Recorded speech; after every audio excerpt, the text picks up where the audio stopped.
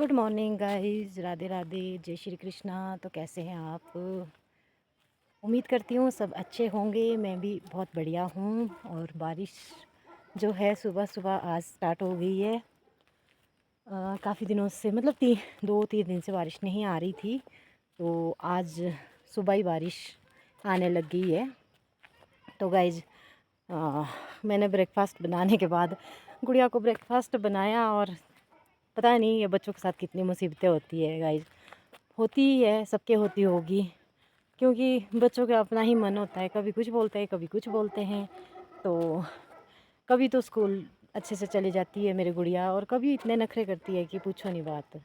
इतनी छोटी भी नहीं है, 6th में है, लेकिन फिर भी मैं सुबह ही लग गई बोलने। रोटियां बनाने लगी थी मैं, तो मैंने सिर्फ 2 रोटी बनाई थी।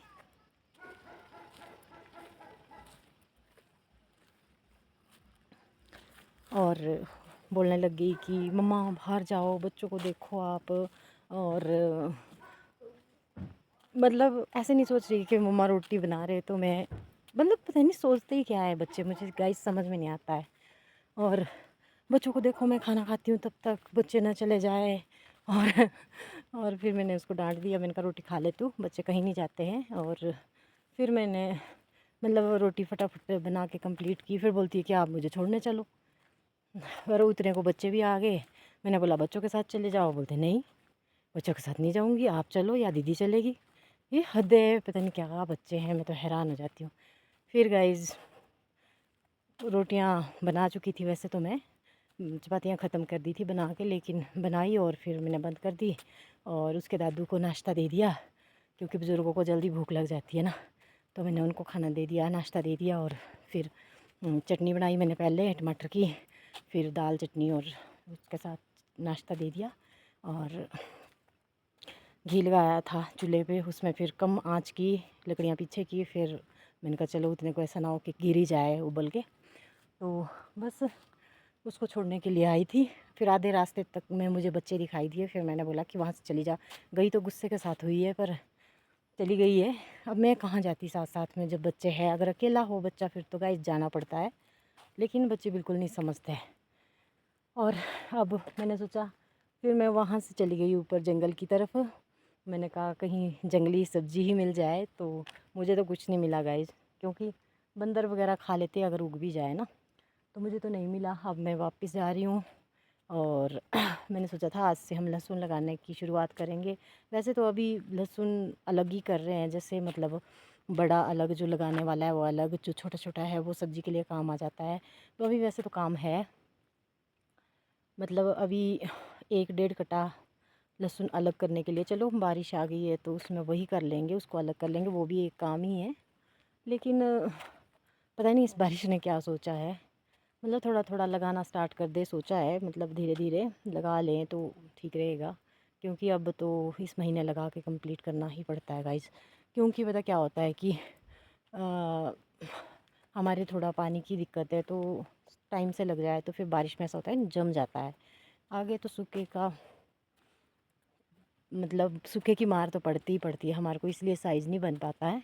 लेकिन चलो लगाने के टाइम तो थोड़ा हम जल्दी कर ही सकते हैं। और फिर अकेले हैं, अब अकेले पता नहीं लगा पाऊँगी कि नहीं, पता नहीं कैसे लगाऊंगी, मुझे भी नहीं है पता।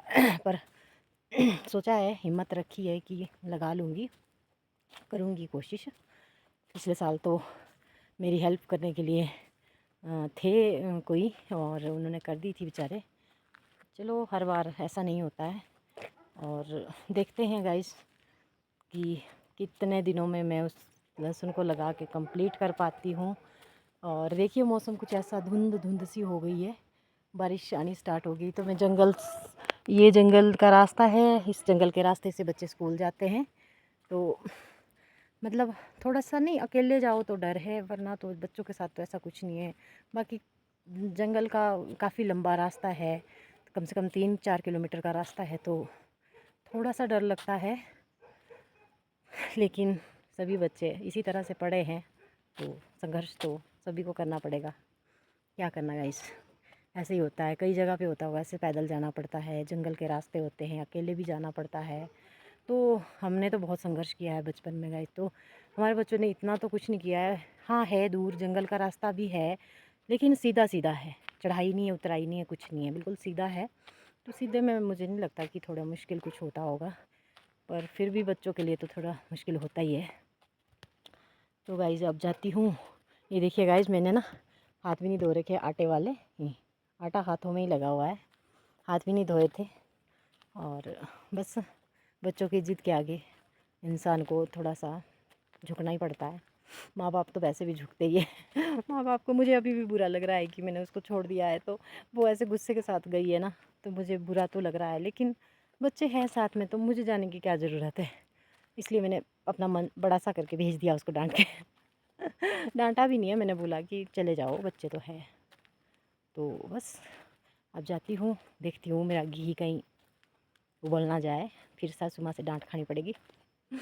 और चूल्हे पे लगाया है मैंने, चढ़ाया है, तो जाती हूँ उसको बना देती हूँ और फिर करते हैं अपने दिन की शुरुआत। खाना वगैरह सब कुछ साथ साथ में करना पड़ता है, काम भी और खाना वगैरह, साफ़ सफाई सब कुछ। तो गाइज़ आपको अगर मेरे ब्लॉग अच्छे लगते हैं तो प्लीज़ लाइक शेयर करें और चैनल को सब्सक्राइब ज़रूर करें और कमेंट करें कि आपको मेरी वीडियो कैसी लगती है।